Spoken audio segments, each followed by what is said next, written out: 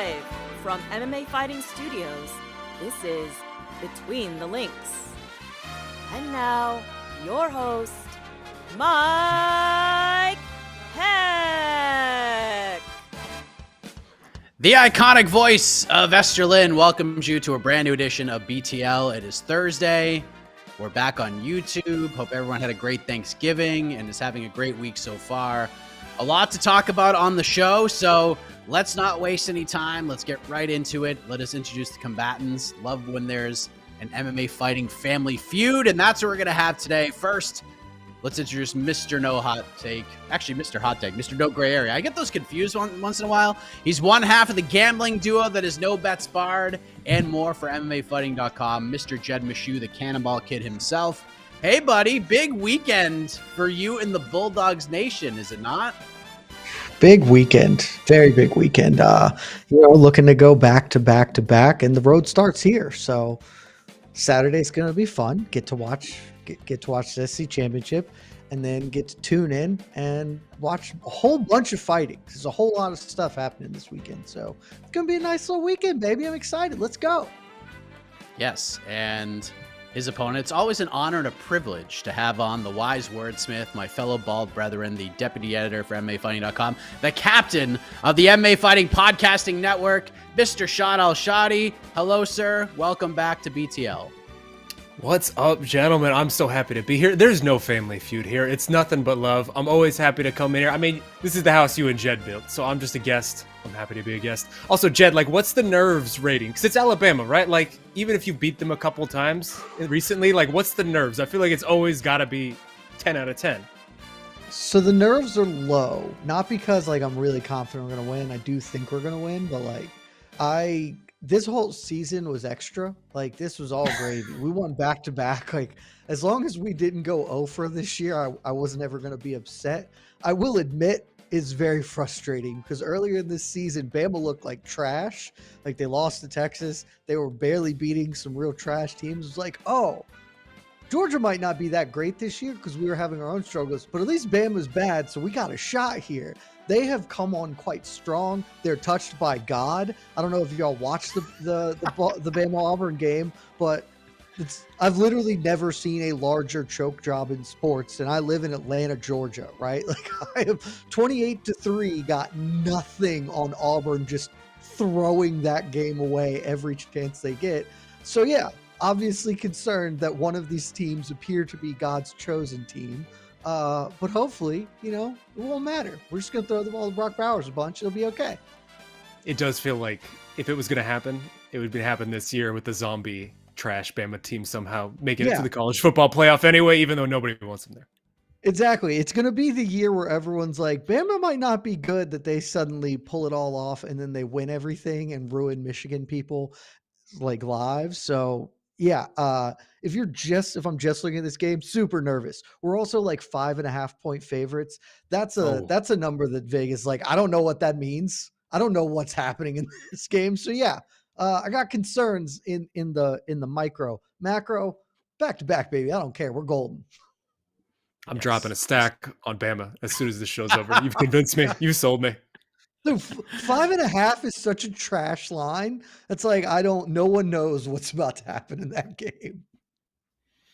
This weekend's going to be fun, guys. An SEC champion will be crowned.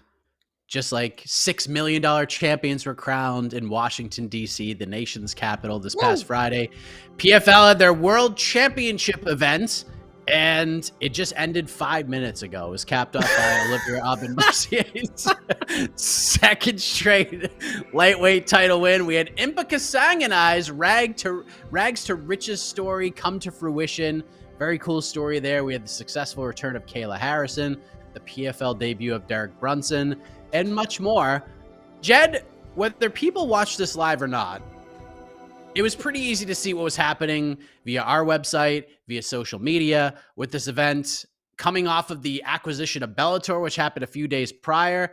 So for the first week as the quote-unquote co-leader, including this championship event, how do you grade the PFL's first week as the co-leader in MMA?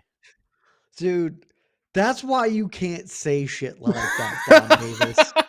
because you are just going to get memed into the ether. Like it is just when Daniel Cormier comes on the MMA Hour and just like dismisses you as an entity. Like, come on, bro. You're not going to be the How are you going to co-lead Olivier Aubin-Mercier? That's your co-leader. It was as DC was as dismissive as he was about Ryan Bader's chances to fight him, which has always been like my favorite thing. DC doing that, him doing that to who was it? Who did he just mock in cage? Trying to think. So one of the random light heavyweights, like Jimmy dude, Manuwa. like, It was Jimmy Manuwa. Manuwa. That was exactly it. Oh my god, just like dude, like it's not that impressive or whatever. Like you knocked out Corey Anderson, whatever, dude. It's fine. Like that's it, and that's why you don't say shit like that because you don't give people bullets to shoot at you. And now for the rest of time, like maybe it's better than the 80% Asian comment, on that post, but still, we're just going to be dunking on PFL for the rest of his existence as the co-leader in the sport. The same way we do with one and its billions of viewers. Like, just make this harder, man. That being said, look, PFL 10 was what it was. I think all of us thought that this wouldn't be that exciting. I thought last year's card had a lot more opportunity to be exciting on paper. And then obviously with the Kayla thing happening, then it ended up being like a substantial event. That's nothing happened here. That's like what is the big takeaway? Is it OAM getting the double champ and then retiring, I guess is kind of cool. Impa's story is very cool, but that doesn't have like long-term juice here. So watching this card, and we can get into the particulars of it with all the Bellator kind of interweaving that they put there. Your mileage may vary. The thing that struck me the most watching this was, man, they need Bellator because they need the Bellator fighters, because the best fighters on screen on Friday were not PFL. I mean, now they are, but they are not people who have been competing in the PFL for some time. So they need that juice to make this thing sing in 2024. Sean, I remember doing this show after the PFL championship in 2022, and we were like, man, this is a snowball turning into like an avalanche, because there was so much momentum coming out of that event with Kayla losing. All the fights were exciting. Like, we did a post show after that event because it was so exciting. This one, like 4 minutes in, we're like, yeah, there's no chance of doing a post fight show on this one. And it just went on forever. And I mean, look, cool stories. It was a card. It was underwhelming on paper, probably performed worse than that in actuality. But what do we grade this thing? We do have 6 new millionaires, and that's always good. What do you grade the event? What do you grade the first week since the Bellator acquisition? You're muted. Strong start. Very, very strong start. I asked Jed, did you give an actual grading? I didn't. C. It's like very Good mid. stuff. Yeah. Well, here's the thing, right? And like, this is sort of the reality with these PFL championship events always, every year. Like last year was sort of an anomaly, but like anytime you have 6 fights that are title fights, that are 5-round fights that have the potential to go 25 minutes, you're really, really risking the MMA gods, right? Like you're really just wagering against them, because more often than not, an event like that will become a bad event. That was a bad event, right? Like it wasn't a great watch. I think anybody who stuck through it, kudos to you. That to me was one of those that I go through the next day and sort of watch the highlights and watch the fights rather than just watching all the in-betweens. That being said, I have to give it a C+, right? Because I can't go lower than a C+ on any night where 6 different MMA fighters got paychecks of 7 figures, just because that doesn't happen very often in this sport. And that to me is still special. That to me is still why it's meaningful that the PFL does what they do. But I mean, God, you look at that event. I would challenge both of you right now. Can either of you, and I know you guys covered it for the website, can you, off the top of your heads, tell me all 6 champs? Ooh. Okay, so Impa, OAM, Pacheco. Those are You got the easy ones. You got the easy ones. Heavyweight was Denis Galtsov. No, it was not. It was not. No, because Diz also lost to Renan Ferreira, which I should know because I made a bet on Renan Ferreira. What? Come on. Here double we go. Magomed. Double Magomed is 5. And Come on. then You got You're it. so close. You're so close. what's the other weight class? I got to go through weight classes. There was one of them on the prelim. Hey. Oh, Pinedo. There you go. Yeah. There you go. Pinedo, there you go. There we go. It took some work. When we got Yeah. there. I probably, if I took enough time, I could have gotten there by weight classes. But yeah, that was tough. And I've watched so much PFL this year. And that exercise alone, everything we just did is exactly why there's a problem with that event, right? Because you guys sat through 20 hours of that and it didn't stay in your brain. It was gone the moment that you were told it. And so just fundamentally, I think there's something wrong and broken with the way that event is structured.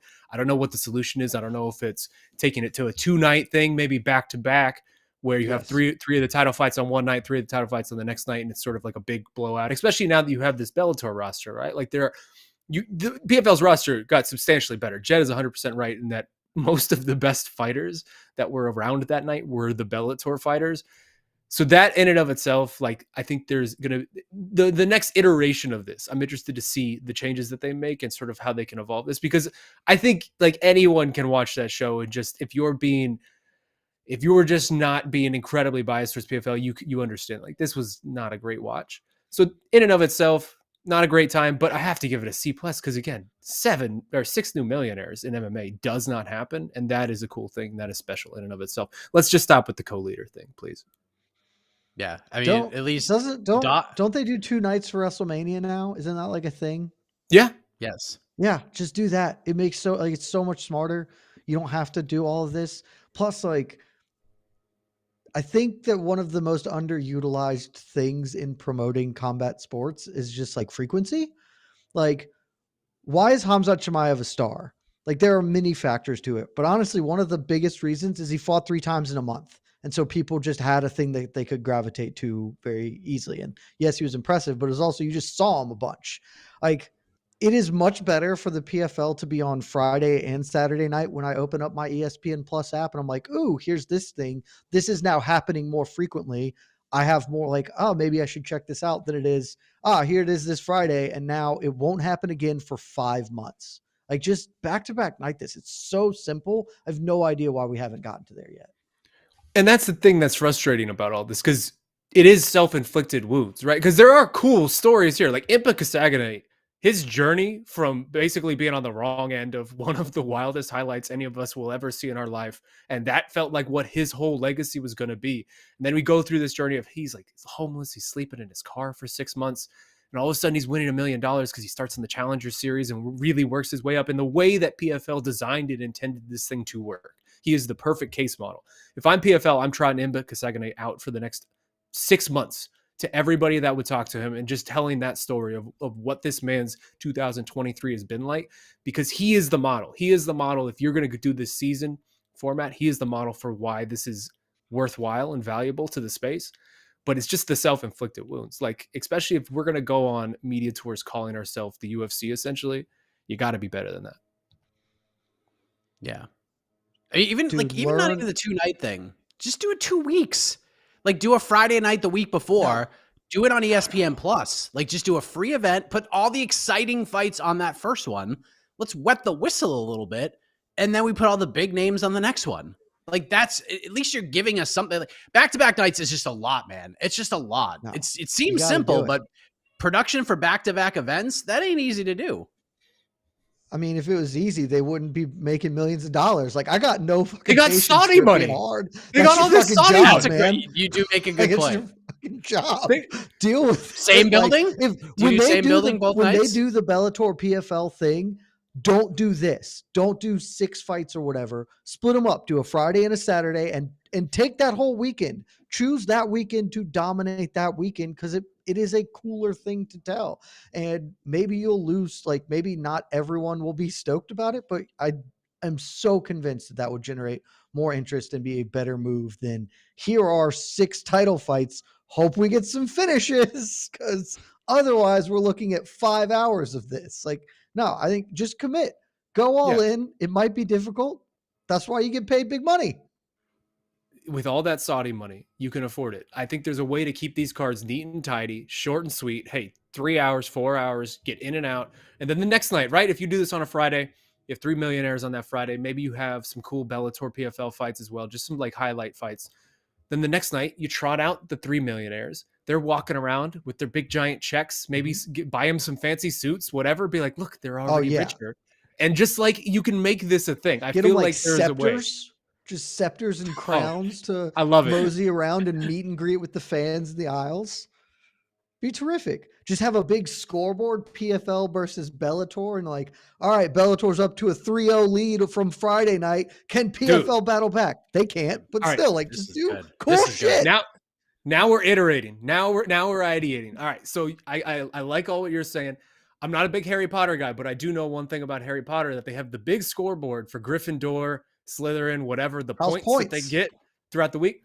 All of 2024 just needs to be the Harry Potter board for PFL. I want Bellator versus PFL the whole year, and I need a scoreboard the entire year telling the whole story of what's happened. Let's go. Look, come on. PFL, if you're not going to do this, I think we should do this as a website. We can just keep track of that on our own. We can put it up on the rankings page as its own little sublet, like I love this idea. This is fantastic. Also, I know you're a gambling guy. Now we can throw odds into this.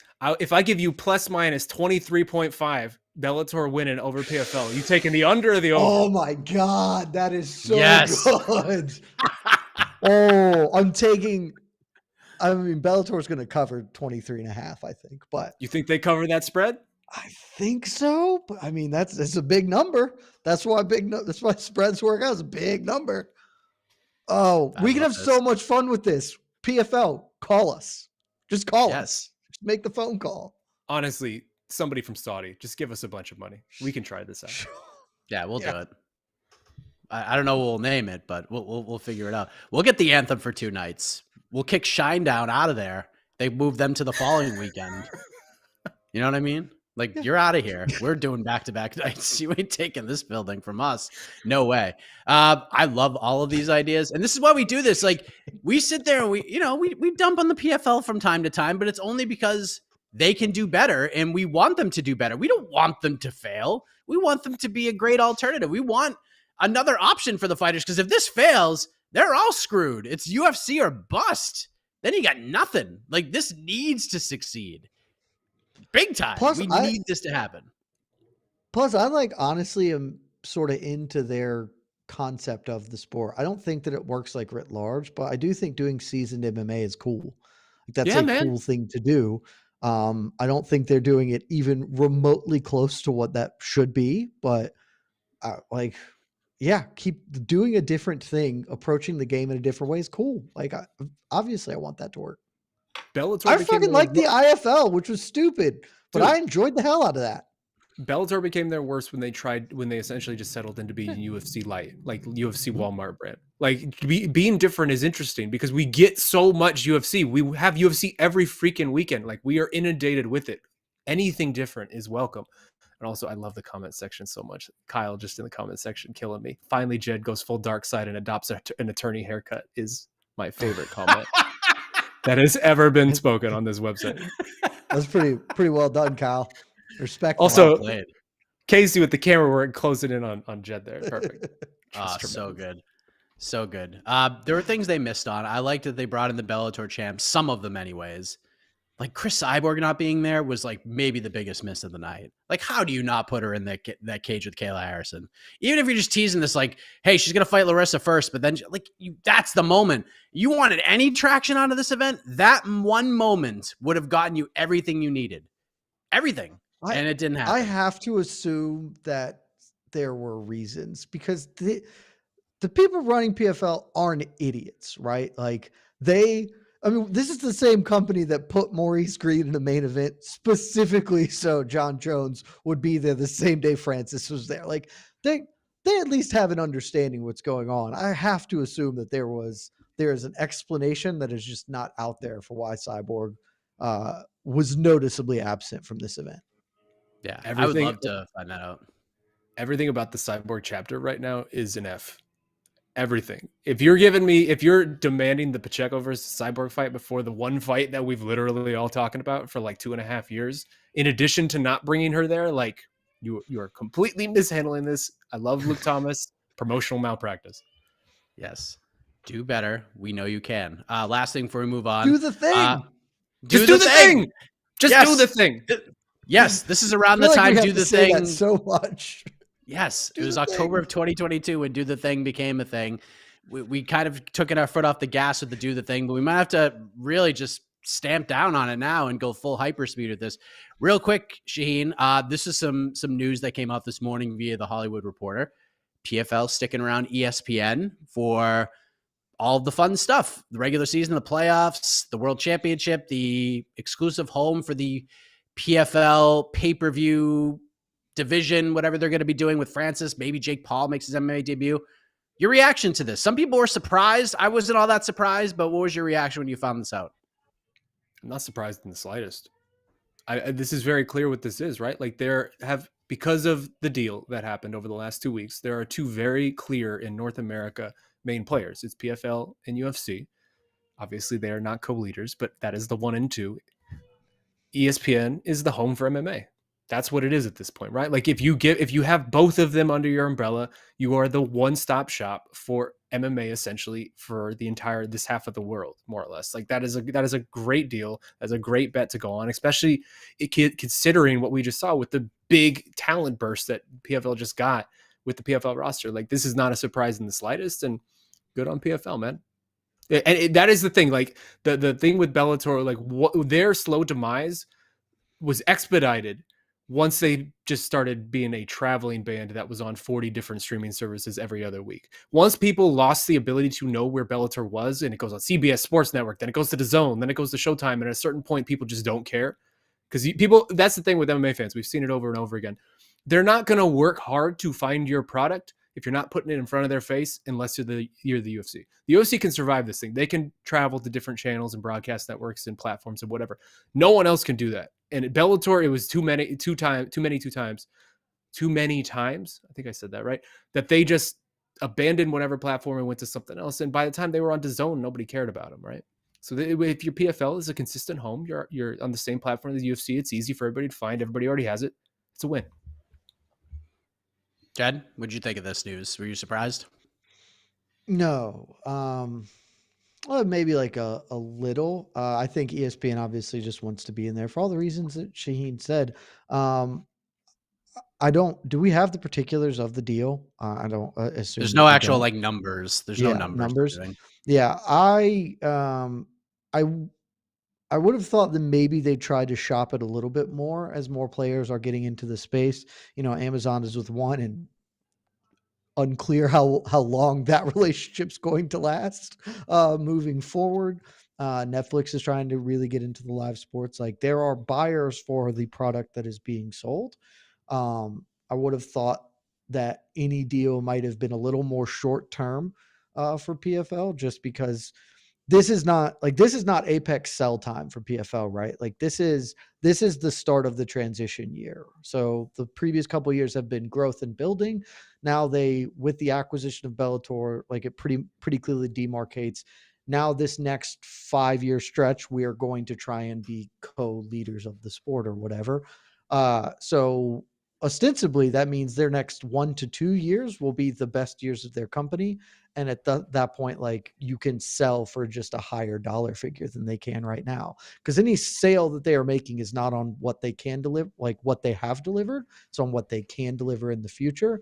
And so you're going to get 70 cents on the dollar if you're PFL here. Whereas maybe you just re-up with ESPN for a year and then renegotiate after what hopefully will be the best year you've had on record and can juice more. But I don't know, maybe ESPN just gave them a good deal and they were comfortable with it. So it was interesting. I thought this could have played out a little longer, but it sort of always made the most sense. They already have an established brand here.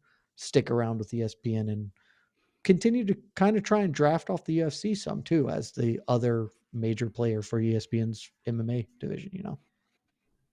Yeah. I mean, if you're ESPN, I mean, it just said it's a multi-year deal. That could be 2 years. We don't know.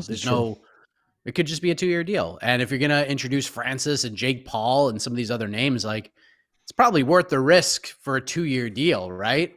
To see if this all pays off. So ESPN if you're ESPN, it is definitely worth the risk to take this. 100%. 1,000%. Yeah. I didn't think we'd spend 30 minutes on the PFL, but we did. Let's move on. The point for round one goes to. We got to talk about the co-leader. Point for We're going to dunk on them forever for that. We're going to dunk on them forever for that.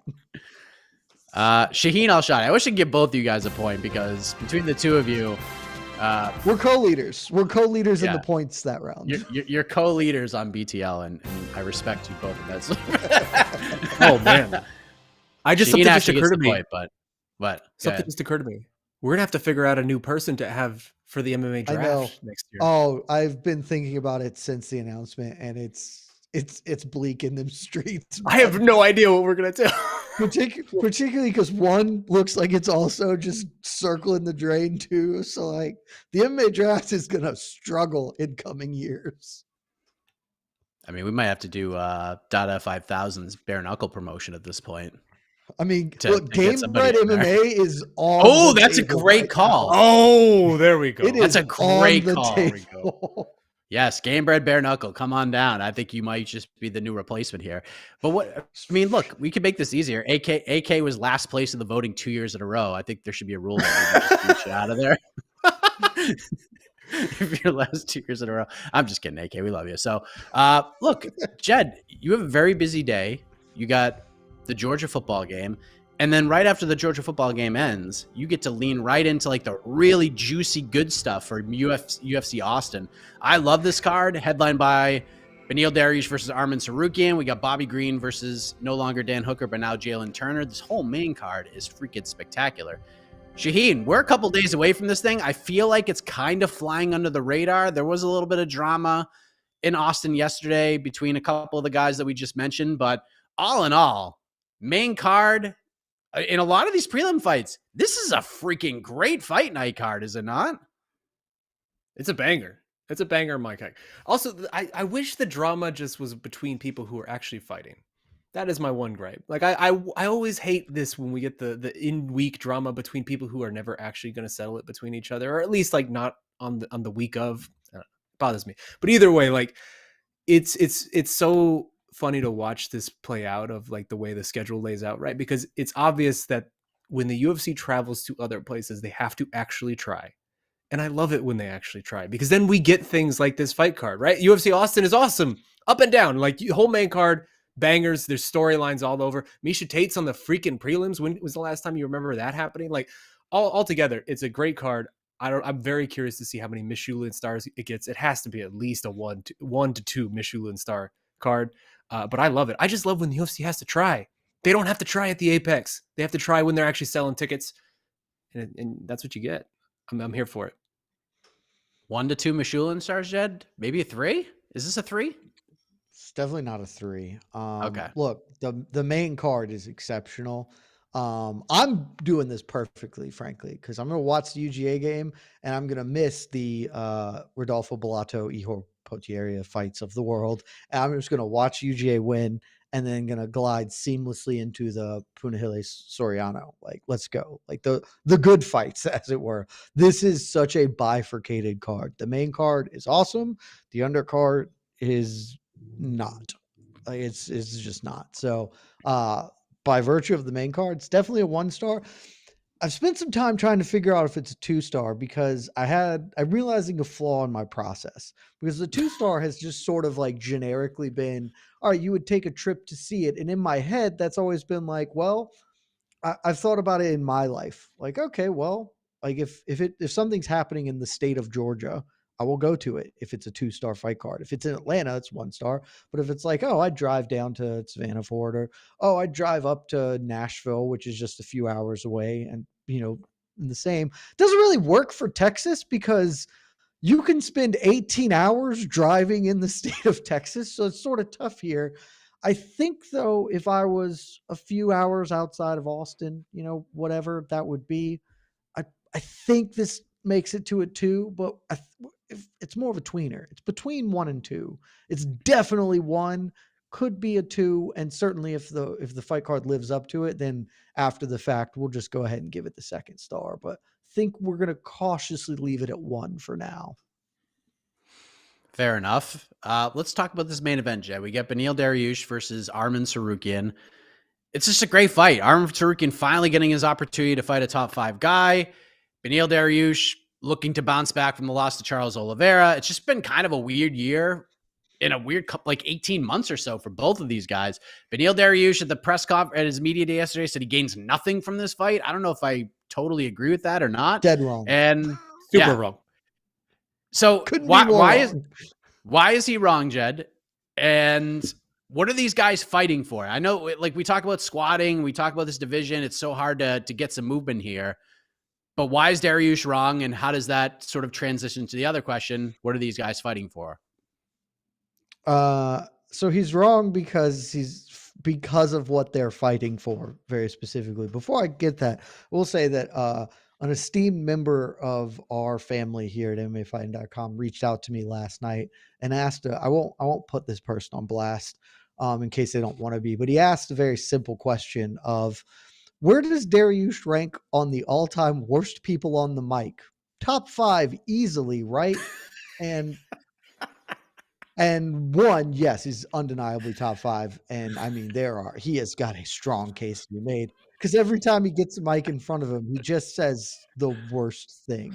It's like if Bilal Muhammad's last year was just his entire career of every time the mic's in front of him, I'm going to do the worst shit I possibly can do. Beneil Dariush coming out here is like, I gain nothing from this fight, but I just like to fight good dudes. No, that's just not true, my man. Like, you're right. If, like, the reading between the lines, that is just a petulant, I'm not getting to fight Dustin Poirier for a number higher than myself, so I gain nothing, because that's the only way to view that is true. Because 1, you got to fight a dude with a higher ranking than yourself last time out, and he greased you in a round. Like, you can't be mad that you got your shot and blew it. 2, Arman Tsarukyan is like the dude who has been anointed, certainly by the MMA Hipster Club. Mike, you're there. I'm there. Shaheen, I believe you're there. We're all pro. Oh, yeah. Tsarukyan is going to be a top 10 guy for a decade. He's probably going to fight for a title, has a really good chance to win a belt at some point in his career. Like, everybody is super high on this guy, and you can't always fight a dude in front of you. Like, that sometimes you have to fight back, particularly when you lose. You got to defend your spot. This is just like Justin Gaethje fighting Rafael Fiziev. Like, Gaethje lost and is in a position where he now has to defend his position in the ranks to get there. He beats Fiziev, who had the same sort of, juice behind him that Tsarukyan does. And immediately he's like, all right, now I get to fight Dustin Poirier in a BMF title /title eliminator. It's the exact same thing for Benny D here. Like, if he beats Arman Tsarukyan on Saturday, he's 1 fight away. And that's what these two dudes are fighting for. They're not fighting for a title shot unless some things break right. They are fighting for a title eliminator, because the winner of this is going to fight somebody. I'm honestly not sure who that will end up being. The next guy they fight will be a title eliminator bout. Maybe it is, maybe it's just Dustin Poirier. Maybe it's Dustin Poirier at UFC 300. You're telling me that winning a fight that gets you Dustin Poirier at UFC 300 is worth shit? You can't math. You don't know what adding is if you can't figure this out. Like, this is not hard. This is an incredibly important and very useful. They're making you fight a dude who's top 10 and everyone like believes in. They're not making you fight like some dude who, if you lose to, it's going to be real trash. They're not making you fight like, God love him, but Benoit Saint-Denis is not nearly kind of where Arman Tsarukyan is down the line. Like, he could have it so much worse. And so this is such a misread of what is going on for him. He has got everything to fight for this Saturday outside of just the spirit of competition. So take that, internalize it, win this fight, and just call me. Hit me up. My DMs are open. I'll tell you what to say on the mic instead of, I love Jesus and I'll fight 100 more times if that's what it takes. Because those are not the things that are going to get us where we need to be, Benny. No horn for that? Wow, I know, I'm stunned. right? I really expected one. All right. Oh yeah, I sat back. I let it simmer. It's ready to go. We got a round of applause. I That was really just good. I was just soaking it in. It was just soaking it in. It was too good. It was too good. It was really well said. Shaheen, what do you think? I'm just glad you finally got there, because I was going to be very almost like upset with you if you didn't get to the "I'll fight 100 more times" one, because all of everything you said this week pales in comparison to that one, because I don't remember which one that was. I don't know if that was after Ferguson or after That was after Gamrot. It was Gamrot. Okay, yeah. Right before the title was going to be on, the vacant title was on the line. Like 2 fights before the vacant title being on the line. He said that.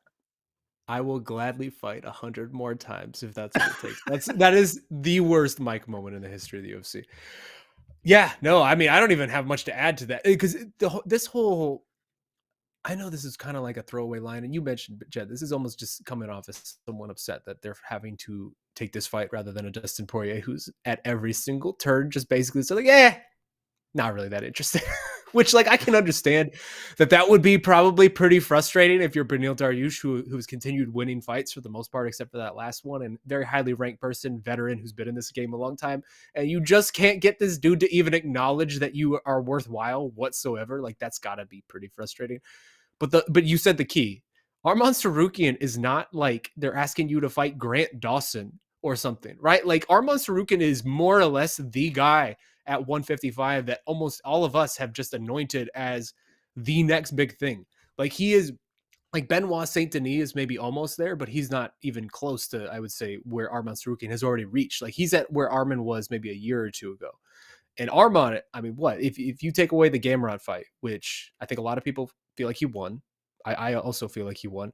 He's more or less undefeated in this weight class since he debuted against Islam and had an incredibly tough, surprisingly tough fight on short notice against Islam. Like, this guy is not, it's not like there's very little that comes from a win over Arman Tsarukyan. I would say that this is probably the most meaningful win that Beneil Dariush can get outside of the known guys at 155, the Gaethjes and the Poiriers, etc. So, like, if you're in, Beneil's not going to get one of those fights. So if you're not going to get one of those fights, this is kind of the best case scenario for you. Yeah. I don't know. I don't understand it. Man just says stuff. It happens. But he doesn't say good stuff. And that's I feel like I'm with Benny where I was with Leon Edwards, right? Like, even more so, because what you said about Dustin Poirier, like that, I think that's the crux of it, right? Like, I agree. It has to be really frustrating. At some point, look inward. Why are you the man that people don't give a shit about? Because you're part of this equation, my brother. Because it is not like he is a boring fighter. We've all watched Benny fight. He's nails. Like, he is a sick fighter. There's no reason that Dustin Poirier shouldn't be interested, but it's after you have a sick-ass fight with Scott Holtzman or whatever, you get on the mic and you're like, thanks, Jesus. Love you guys. Everyone's great. Whoo! Like, no, be fucking interesting, man. You can't be this boring. You can't be this boring. Like, I know you want to do it the right way. Nobody has ever or will ever be George St. Pierre. He's the only person in history who managed to be a star while being the most boring man on the mic that ever there was. And you can't replicate it. So if that's the goal, just don't do it. Say anything. Talk about something you care about. I'm not saying, be Colby Covington. Just be interesting, because there is a part of you that is interesting. You just don't show it when a mic's in front of you. And so then no one cares, even if you're super exciting and unbelievably good. And it's a bummer that this is sort of the conversation we're having, frankly, about this. And maybe Beneil brought it upon himself, but like, the real reality of this situation in this week is that Beneil Dariush is 34 years old, and he is getting sneaky old in this lightweight division that is a young man's game. And I do not know if he loses this one, it might be it for him, right? At least in terms of the title chase. Like, we've seen it time and time again. He is not someone that the UFC is going to bend over backwards for and properly matchmake to get back to a title if he loses this one. Like, if this does not go well for him, he is not going to ever sniff that title shot ever again. So, like, this is a very, very important weekend for him. So the fact that this is the conversation we're having is another indictment upon himself, I guess, maybe, but also maybe it's an indictment upon us, because this just is such a meaningful fight for someone who has mattered for so long in the most talent-rich division in this entire sport. Yeah, you can make the case that this is the most important fight of his career. Like, everything's on the line here. If he loses to Arman, he's never fighting for the belt. The fact that he's even in this position after getting dusted by Charles Oliveira, you should be pretty happy about this. Like, honestly, you should be Dude. very happy about this. He's still in play here because of The this fight. move, the move 1000% is just the whole entire week. This is the guy. No one will fight this guy. Everyone's scared to fight this guy this week. I'm not a coward. I am a badass. I'm going to beat this guy. This is my last run at it, and we're gonna beat this guy and go straight to the title. Like, that is it. That is it. It is such a simple thing. I don't know. It's so simple. It's so he doesn't have to invent a new playbook of things. He just has to have watched any fighting ever to be like, okay, well, here's the lines, here's the dialogue. No one wants to fight Umar Nurmagomedov. I'll be that guy. Like, just say it. It's easy. Come on.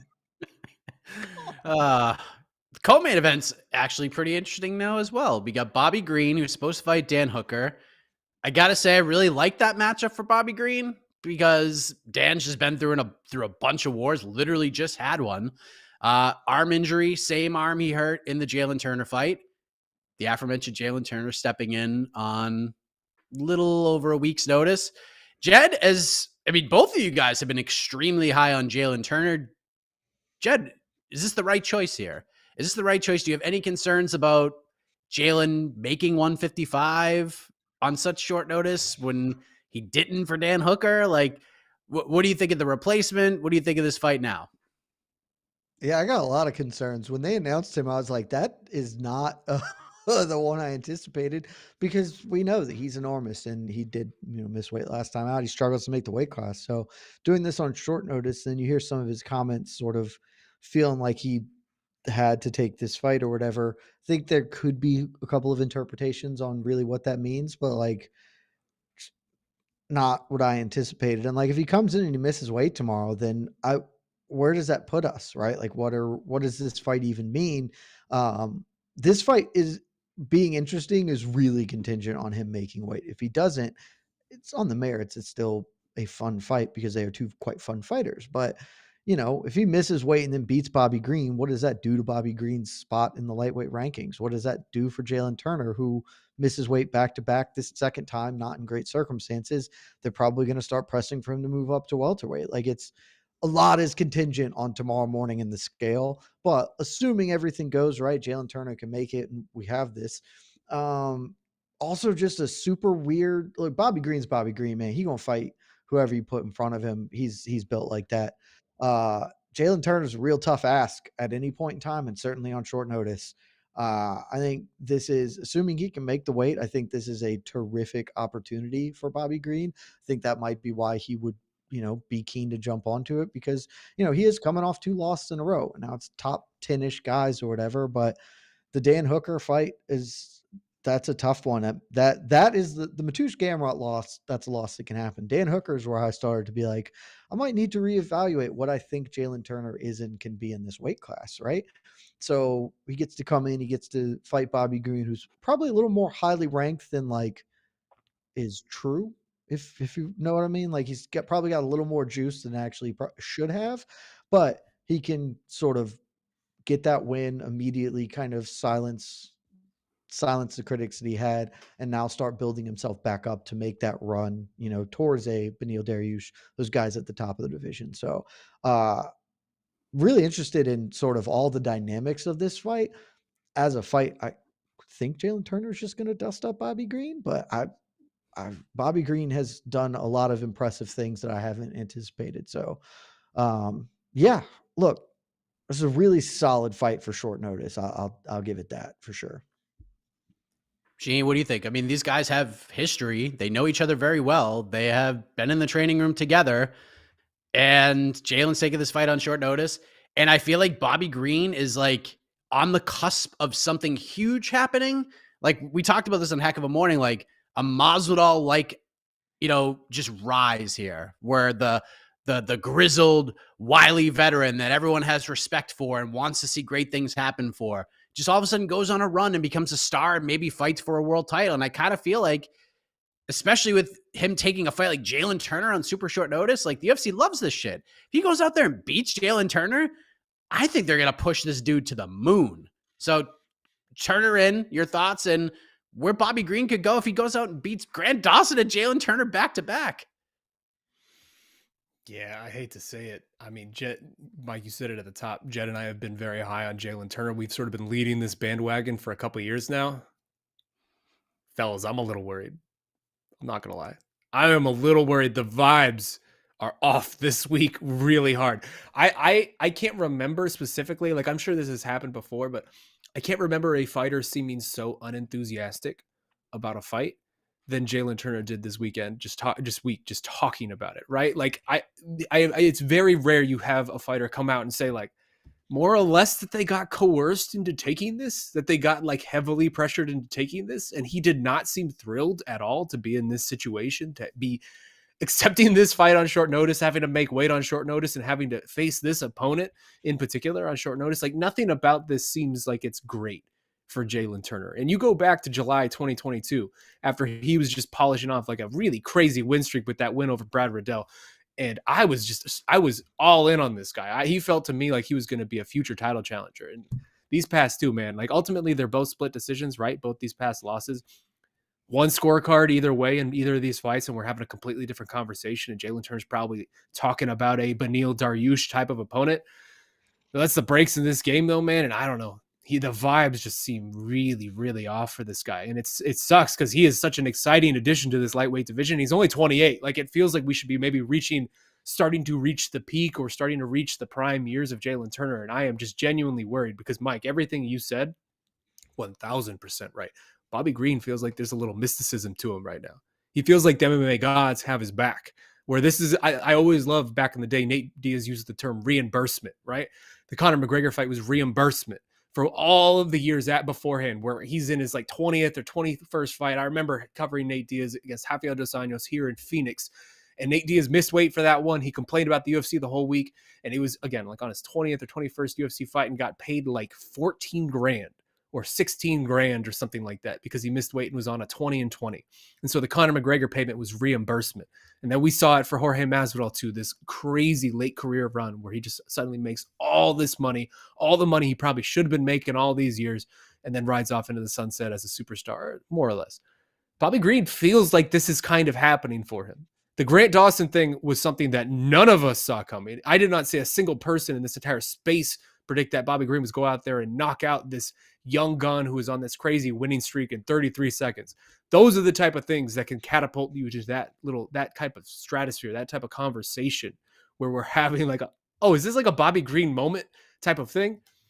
I don't know, man. This feels like a great setup for Bobby Green to continue that, to catapult that himself to where all of a sudden we're actually having a conversation on the post show of like, does Bobby Green versus Beneil Dariush make sense?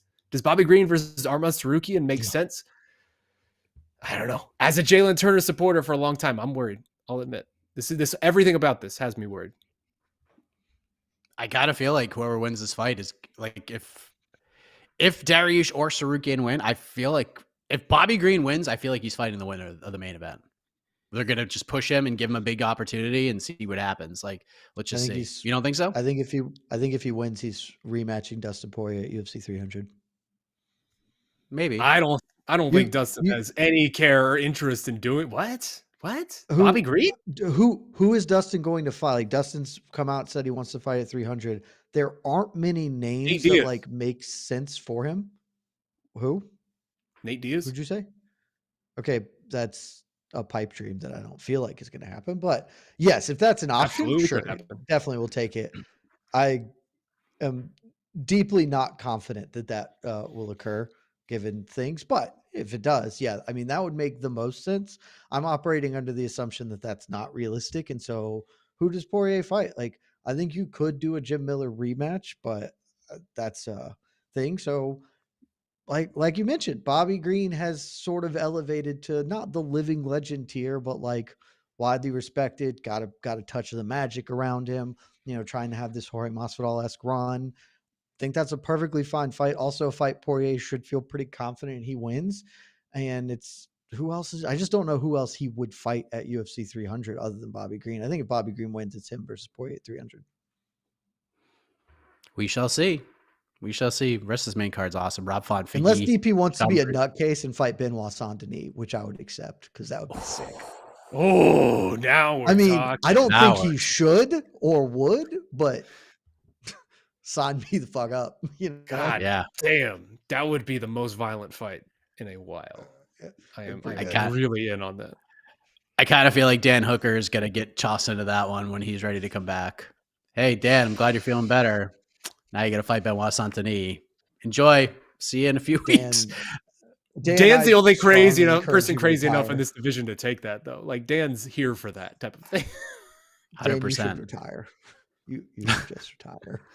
Don't do it to yourself. Let's move on.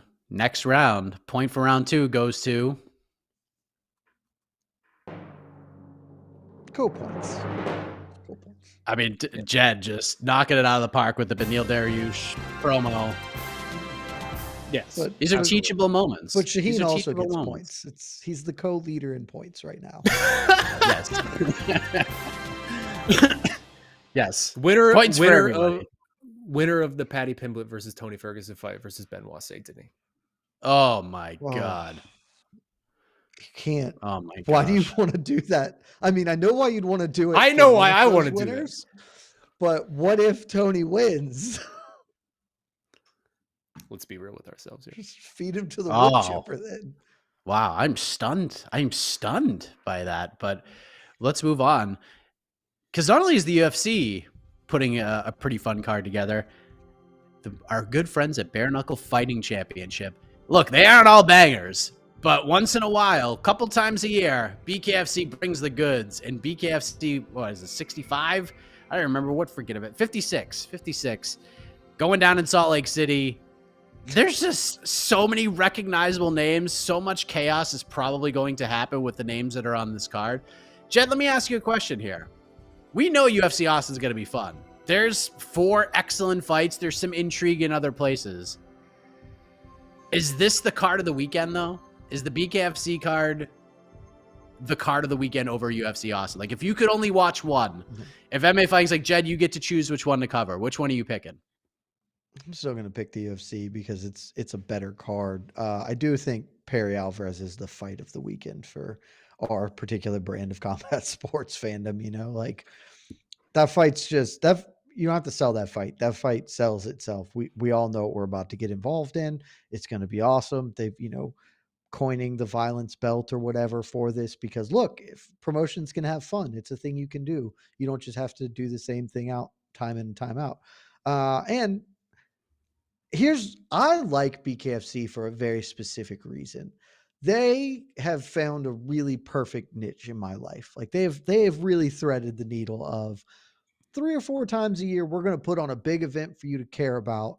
And then the rest of it, you don't have to. Like, there'll be some fights, you can care if you want. We invite you to enjoy this, but it's just sometimes we're just spinning the wheels and I don't have to focus on them like I would a Bellator or whatever. It's like, okay, well, I don't know, John Dodson's fighting a dude. It's fine. But then they put big fights and big events. I'm like, okay, yeah, I want to tune in and pay the $20 or whatever on Fight TV for this. I want to see Eddie Alvarez versus Mike Perry. I have a morbid and really gross curiosity about Todd Duffee and BKFC fighting Ben Rothwell. And I'll be honest, that one makes me feel pretty bad about myself, like deep down in here, but I want to look at that particular train wreck. Don't feel bad.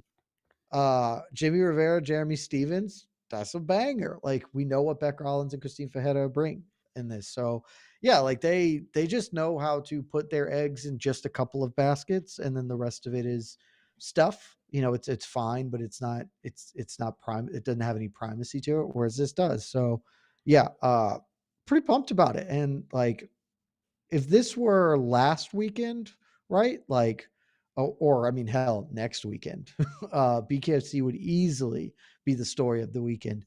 They happen to be going up against one of the UFC's better fight night cards over the back half of the year. So I would definitely pick that. But BKFC 56, worth your time. Yeah, Shane. I mean, he just ran off the top 4 fights. Alvarez, Perry, which we'll get into more in a second. Rothwell, Todd Duffee, which I didn't even know about until like a week ago. Rivera Stevens is ridiculous. Rawlings Faria is ridiculous. Christine Faria is just must-watch TV in that ring because I don't think anybody can beat her, and she just brings the viciousness. This is pretty damn good. This is between Austin starting at 4 p.m. Eastern, leading right into this. This is a pretty damn good 1-2 punch, is it not?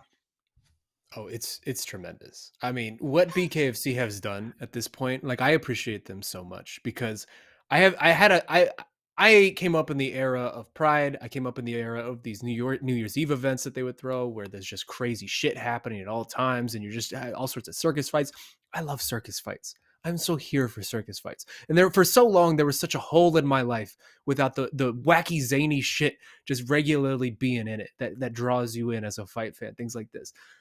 BKFC has nailed it, man. If anything, like the only thing lacking from a card like this, I just need some really weird shit. I need like a really fat guy doing something like a well-known sumo wrestler or like fighting a small man or just I need like just one more little ounce, little drop of just some weird stuff thrown into my life that night. But otherwise, this is perfection, dude. There are two people in this entire space who were genetically designed for bare knuckle combat to entertain me. And those two people are Mike Perry and Ben Rothwell. Ben Rothwell, I've said this before, but like Ben Rothwell might be the scariest human being in the entire sport if you're just giving him bare knuckle combat, right? Like if you, that large, hairy man running at you, throwing bare fists is everything I ever want out of any sort of fight sports ever. Like I'm so stupidly excited for Rothwell versus Duffee because we know exactly what that fight's going to look like.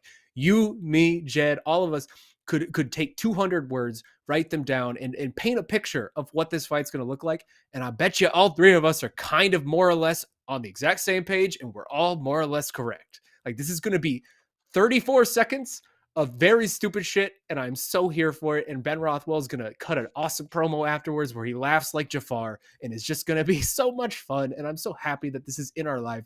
And then Mike Perry, I mean, obviously, what can you say about the face of bare knuckle fighting, right? Like, this dude was made for this. I am so like the Eddie Alvarez fight is not. It doesn't have the elements of the Luke Rockhold fight to me. Like the Luke Rockhold fight will probably be the peak of what BKFC is, unless they somehow manage to find a way to top it. But it's still really good, right? Like we have so many experiences with Eddie of these type of situations. I remember when he fought Justin Gaethje for the title of the world's most violent man. I like Jed said, I always love throwing these little like fake titles in, doing little fun things like that. This sport is supposed to be fun. Also, we get to hear Eddie's wife just sort of over and over and over again on the broadcast, shrieking like a banshee throughout the entire fight. Like that's always fun too. Everything about this is going to be a good time. I'm so here for it. And also, like, I'm kind of interested in seeing what the Jeremy Stephens experience is in BKFC. Maybe Jeremy Stephens is a little bit past it. He's obviously got a lot of mileage on him, but if this was like 5 years earlier, he could have probably been maybe not a Mike Perry level, but because he's just not that guy on the mic, but he is like designed for that sort of combat. So I'm interested to see whether that holds up as well. I'm so in on it. I love this event. I can't wait for this. I mean, what is Mike Perry versus Eddie Alvarez actually going to look like? It could be anything.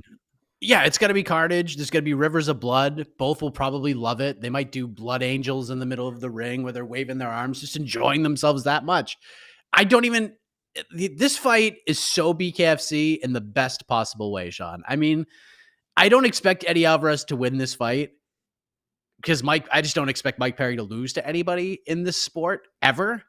But Eddie is just going to enjoy, like, this is not going to be the Luke Rockhold fight. The build is not the same as the Luke Rockhold fight, but the actual fight itself will not be the Luke Rockhold fight. Eddie Alvarez will not be looking for a way out of this ring, right?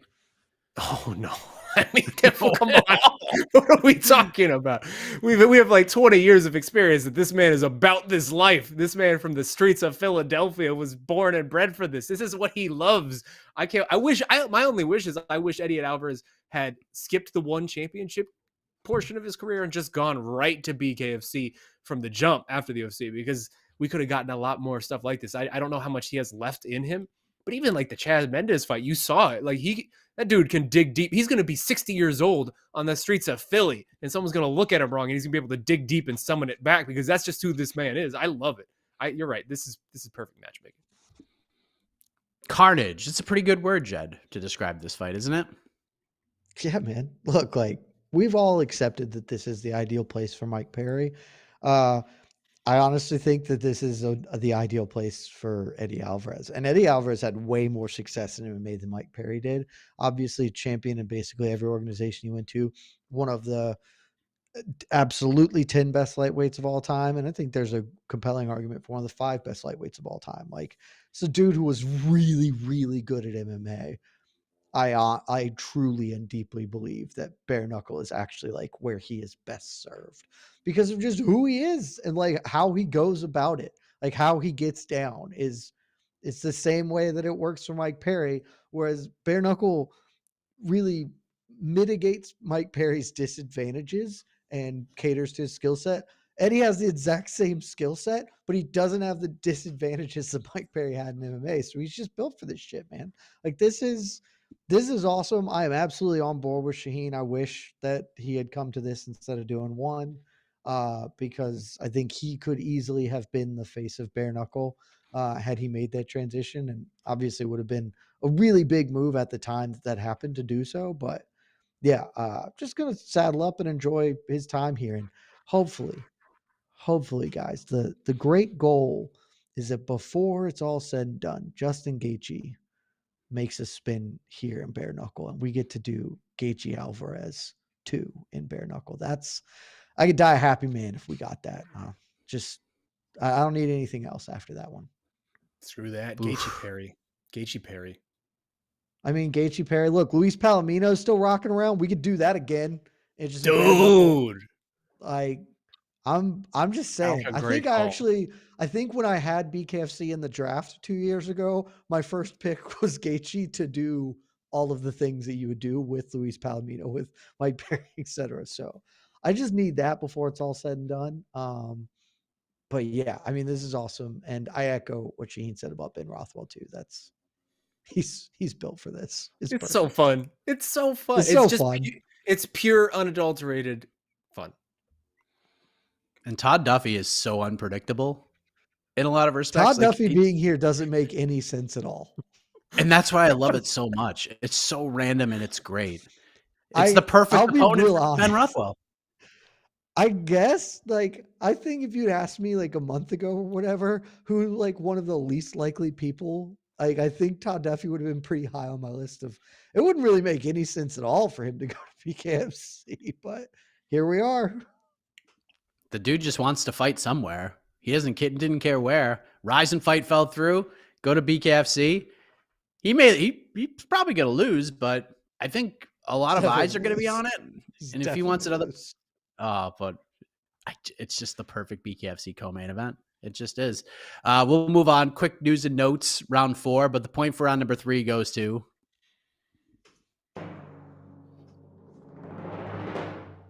I mean, nobody paints a word picture like Shaheen Al-Shadi. Well done. 2-1. Co-leader. The co-leader, yeah.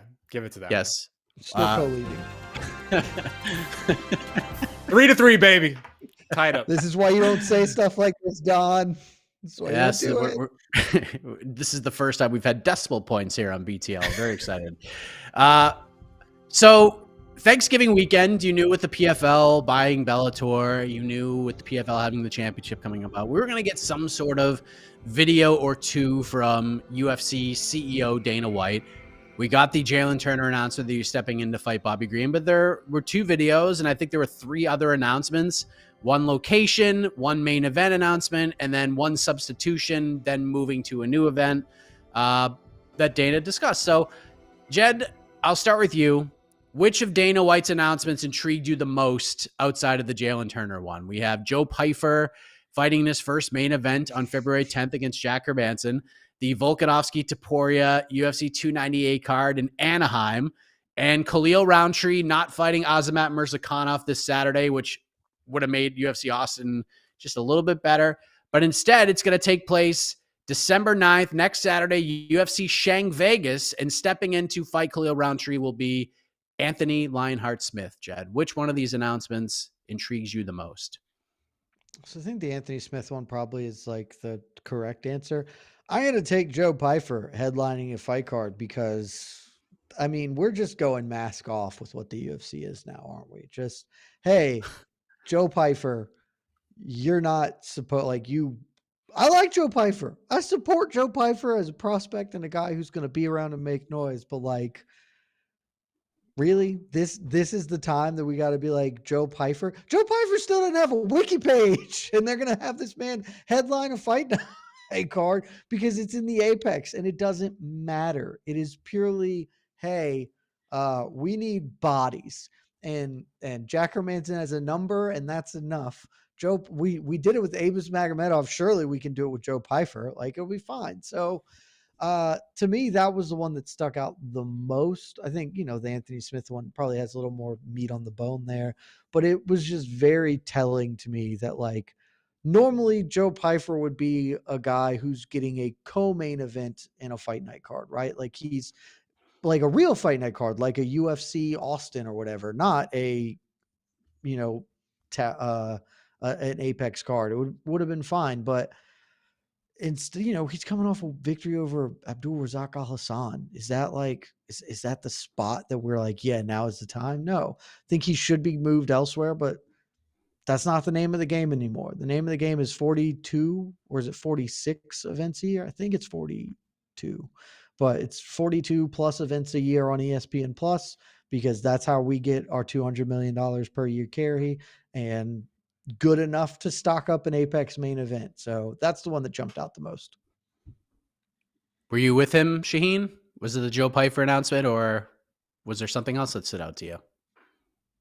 I mean, I guess realistically, it should probably be the Anthony Smith one, but in good faith, I can't pick that because along with that announcement came the news that that's now moved to like a 10 p.m. Eastern start time main card. And if you look at that card, it does not deserve your attention at a 10 p.m. Eastern main card start time. And so that's just going to be a really rough watch all day. That's going to be a long watch. So I can't in good conscience pick that fight. Ultimately, it has to be the Joe Pyfer one. But just because I feel like I am higher on Joe Pyfer than maybe Jed is. Jed's been a little slow to maybe join this bandwagon. I've been intrigued by him, and strictly for the one fact that the dude is mean. And you can there's a difference between someone who's purely mean in the cage, who does things with very mean intentions, and then someone who's just good at fighting. I'm always intrigued with the guys who just throw with mean intentions, who just like to bully in there.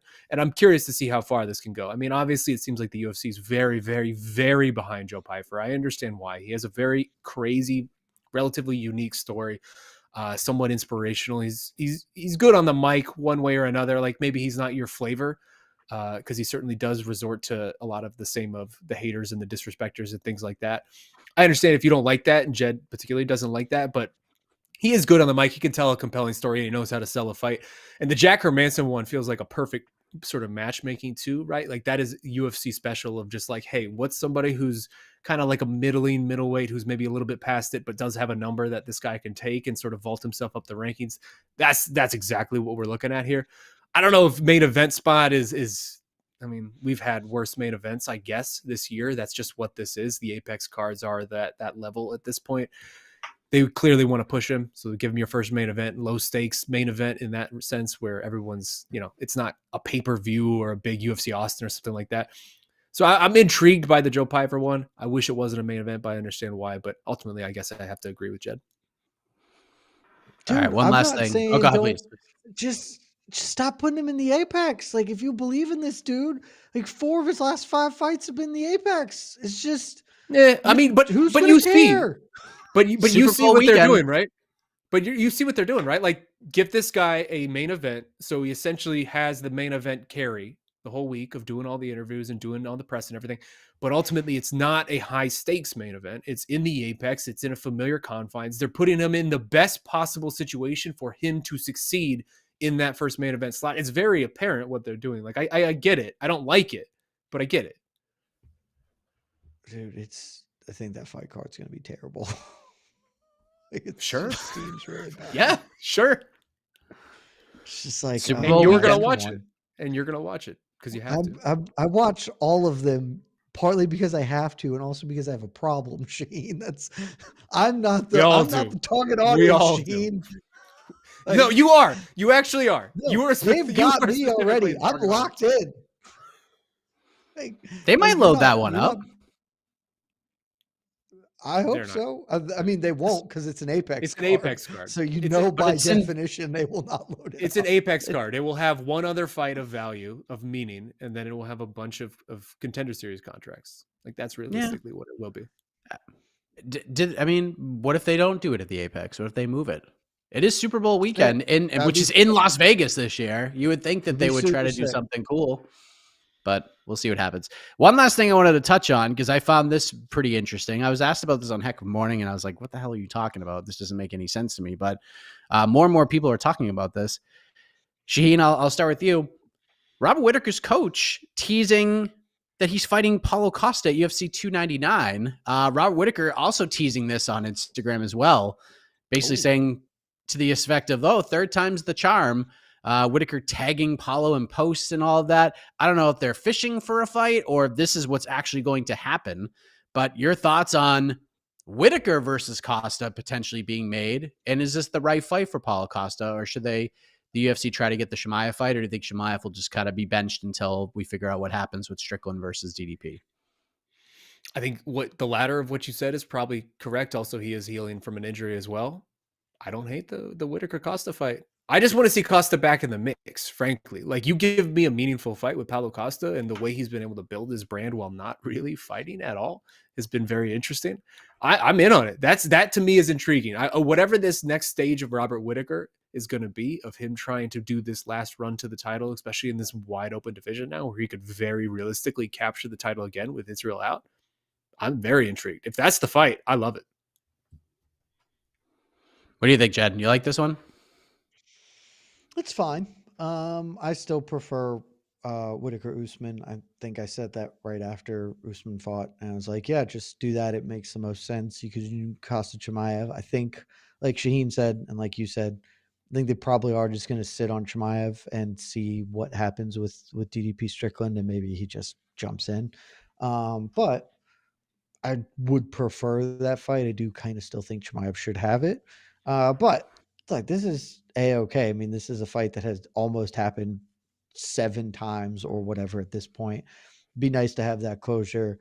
It's top guys, one of the few dudes Whitaker hasn't faced already at kind of the upper end of the weight class. So if ultimately this is what happens, I would not be opposed to it. I still would prefer the Kamaru Usman fight. Just I think that fight is more intriguing to me for whatever reason. The winner of that fight is at most one fight away from challenging for the belt. The Costa fight? In this day and age, for sure. Yeah. Yeah, absolutely. Even if DDP beats Strickland and Whitaker wins, think they'll just run that one back? I mean, no, if Whitaker wins, DDP beats Strickland, I think that may be it's a win away. Yeah. Yeah. I think he's a win away. Middleweight's fun, huh? Middleweight's pretty fun. It's very Joe fun. Pyfer getting the main event. Maybe Ikram Alaskarov getting a nice run in 2024. He's going to be a super fascinating addition to this division. So we'll see what happens. Brendan Allen. Yes. Brendan Allen's been on a nice run. We'll see what happens with Roman Dolidze and Nasruddin Imavov. Lots happening at 185. Lots happening on BTL. The point for round 4 goes to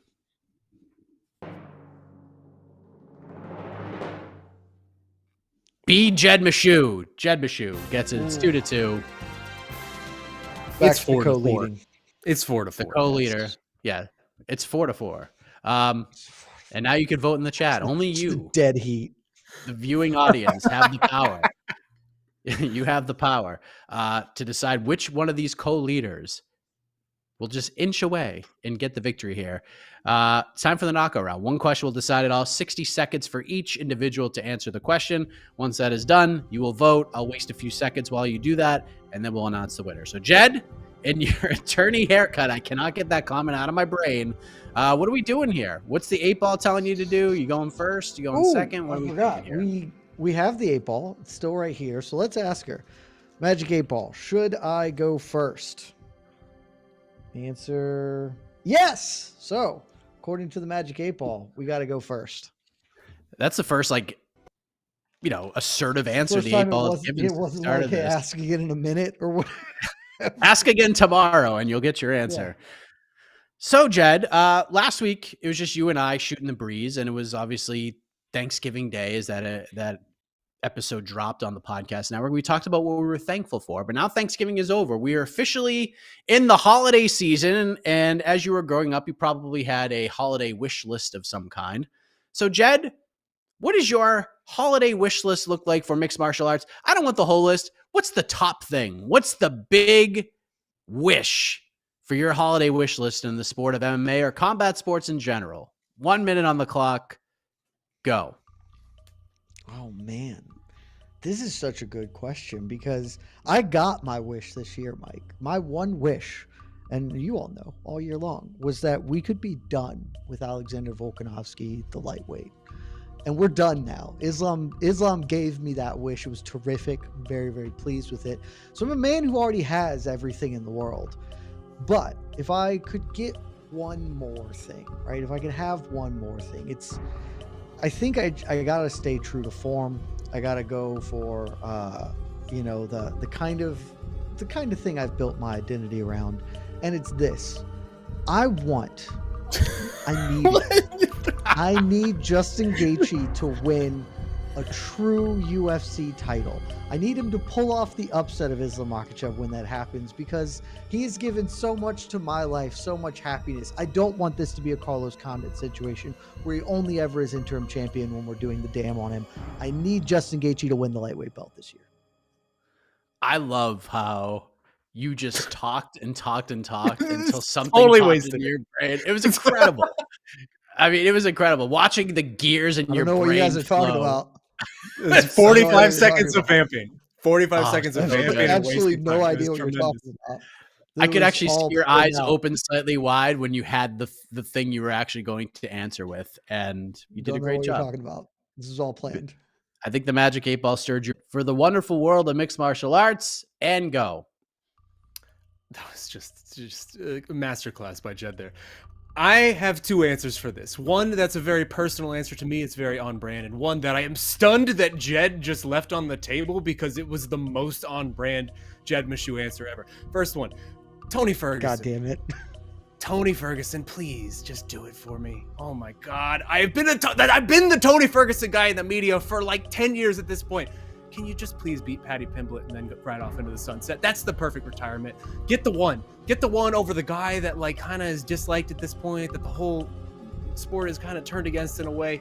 No one wants to see you lose to Paddy Pimblett. Please just win. Dial the clock back one more time. Get a classic Tony Ferguson finish and then ride off into the sunset. And also, Jed, it was right there for you. He asked you, what do you want?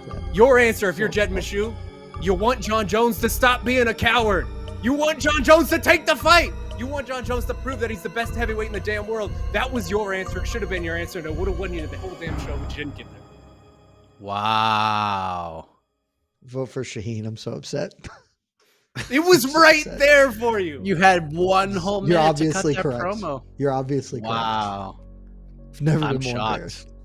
It's a shocking moment, and I'm shocked. It took like Shaheen to say, I can't believe you whiffed on this. Then I was like, oh yeah. Yep.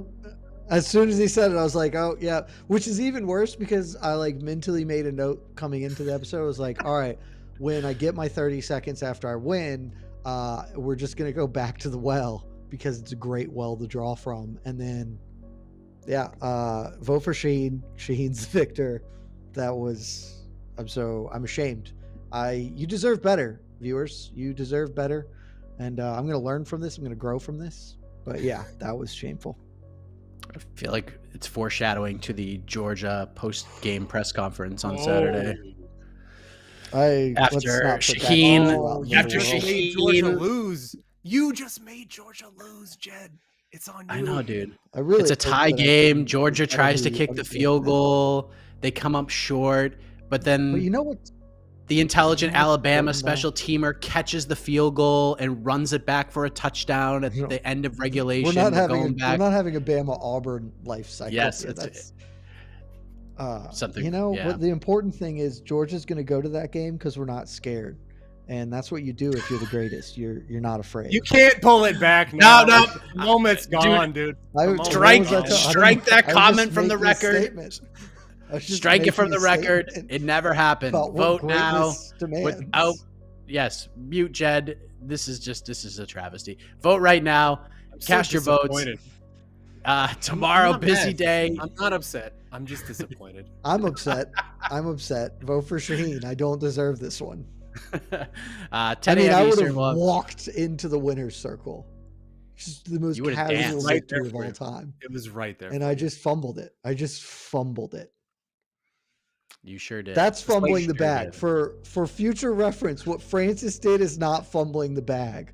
What I did, that's it. Yes, be like Francis. Don't be like Jed. Listen to Heck of a Morning Jed tomorrow at 10 passed a.m. his Eastern. prime. I'm just saying. I mean, it's true. It's true. This is true. Look, Prime- like prime Shaheen Jed the shoe. earlier. Prime Jed This the is shoe like would not Shaheen have earlier dropped when that Shaheen was like, "I got concerns about Jalin Turner. If you're a supporter of me, you need to have concerns." But like, I'm not sure what's going on with this guy at this point. There's so much Close to the think poll. about right now. Close the We'll talk more UFC Austin at BKFC on the preview show tomorrow, 1 p.m. Eastern, and then Saturday we're just gonna have all sorts of fun. Maybe more fun than you had bargained for, but stay tuned to the YouTube channel and we will let you know what's going down. Casey, come on in. How are we doing? How's the voting? Do we have a winner? Do we need more time? Do I need to stall? Just close the poll. Stall please. just a little bit more. It's There's Oh. a very, winner, it's a and very it's- close vote. It's a very close vote. I need a few more votes It to kind shouldn't of. be. It Very shouldn't be. close. The- It's very close. So It a little shouldn't bit be. more The stall. winner is Shaheen. We need a little more stalling. Yes. We're at least Is this like an what? election? Can I notify of my withdrawal from the running? Is that an option? Like to give my concession speech now. I'd like to thank Embarrassed? Shaheen for running a hard-fought campaign. Thanks to You my even had No, I supporters. wouldn't, I wouldn't haircut. thank anybody. You had I the would dark- just denigrate had the dark myself for side. being a big stupid idiot. Yeah, the dark side lawyer haircut. Everything was going for you. I'm gonna shave my head. Oh, This is shameful. don't Casey, threaten just me with a close good time. Whoa. Casey, just close the poll. All right. All right. Closing the poll. The minute you said it, No. Shaheen, I was like, God damn. Yeah. What a whiff. All that Co-winners. vamping and I couldn't get to the Here we one go. answer I needed. I'm gonna wait to the very last second to close this poll. All right, here we go. Is there a draw option? The three options today. We had three categories for your winner: Co-winners. Jed, Shaheen, and yes, co-winners of BTL, the co-leaders Yes. of BTL, I would accept co-winners because it's co-winners. funny. the So co-leaders of BTL. But unfortunately, the co-leaders of BTL only ended up with 29% of the vote. Come on. Okay. But your winner right Viewers. now with Oh, this is man. outrageous. I With saw 30 I saw this develop. You waited. You with waited. 37% of the vote is. I can't believe it. I don't even like You saying should this. overrule this, Casey. You waited I too want long. to. I want You to. waited Can't- too long. You're the man. You're the judge. You do whatever you want. You do whatever you want, Casey. This is your show. You do whatever you want. The winner, screw the voters, is Shaheen Ashadi. You win, Shaheen. You win. This is how democracy dies, by the way. There's been a coup. Oh my god. So like, Coup has occurred. did Shaheen just have like a pretty sizable lead, and then Jed just inched and crawled Yes! his way back into it? Why? That's exactly what I happened. don't know. I don't know how it happened, but somehow Our there was viewers some. are chaos merchants. Yeah. Casey Obvious. waited long enough to where the pity vote and the I want to see what happens if the chaos vote happens overtook it. I watched it happen in real time. It was tremendous. Shaheen, can we both agree that while I definitely did not win, the actual winner should have been co-leaders? Yes. I don't know who voted for something that wasn't co-leaders, but you're not my kind of people, guys. I thought Oh. co-leaders was gonna dominate till Jed It fumbled the should bag. Jed fumbled the bag and forced this 29% chaos. of you are Jed's people. 29% of you are Jed's people. I love Shaheen, you for congratulations on the victory. What would you like to say to the people, and to Casey for giving you the victory? Casey, I love you so much. You are a dear friend. You made the wise call. You made the right call. We all know it. It's fine. But yeah, that was a good time. I'm always happy to show up. And all in jest, Jed, I'm a Georgia boy. I was born in Atlanta. I hope Georgia does it because I God, know. I hate Alabama. God, I fucking hate Alabama. Everyone does. We're riding this really perfect wave of like nobody hates us yet. Like, it's coming. If this keeps up for a couple Well, you years, get 3 in a it's row. That's Yeah, but even 3 in a row, everyone's just like, dynasty, it's cool. It's like, it's got to happen for another couple years after that. We're still like always in the playoffs or whatever. That's coming, I'm aware. But for now, nobody hates us, and everyone still just hates Bama. So it's great. We're in a real sweet spot. I'm trying to enjoy it as much as I can. Well, best of luck to Bulldogs Nation. Hit the music, Let's Casey. go. We're done. Appreciate you all. I feel like a co-leader myself after this show. I think we're all scared, John. co-leaders. We're all co-people, if we're being honest. We're all together on this journey of chaos and fire and brimstone that is the mixed martial arts world. We'll be back next week to recap all the craziness from this past weekend, and maybe we'll spend an hour on UFC Shang Vegas with Chris Gutierrez and Song Yadong getting ready to battle for a potential 5 rounds. For Shaheen, for Jed, for Casey on the ones and twos, the iconic voice of Echelon takes you home. Back next week on Mike Heck, Between the Links. Good night, everybody. Love y'all. Don't be This scared, has John. been Between the Links, an MMA fighting production on the Vox Media Network.